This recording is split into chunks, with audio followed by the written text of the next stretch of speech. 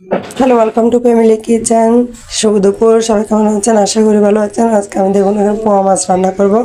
তো আমি মাছগুলো প্রথমে এভাবে লাল লাল করে ভেজে নিয়েছি।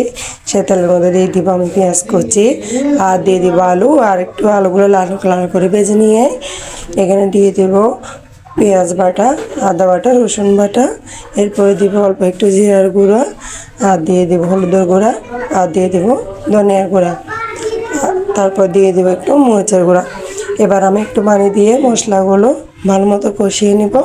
কষানো হয়ে গিয়েছে, এবার আমি তরকারিতে জল দিব পরিমাণ মতো। এরপর আমি এখানে স্বাদ মতো লবণ দিয়ে দিব, আর পরে ঢাকনা দিব। ঢাকনা উল্টানোর পরে দেখুন তরকারিতে ব্লক আসলে আমি এখানে ভেজে রাখা মাছগুলো দিয়ে দিব। এরপর একটু নাড়াচাড়া করে আবার ঢাকনা দিয়ে দিব। তো দেখুন আমার তরকারি কিন্তু হয়ে গিয়েছে। আমি এবার ধনেপাতা দিয়ে নামিয়ে ফেলবো।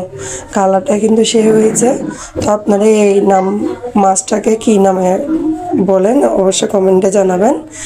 আর আমার রান্নার ভিডিও যদি ভালো লাগে অবশ্যই লাইক কমেন্ট শেয়ার দেবেন। ধন্যবাদ।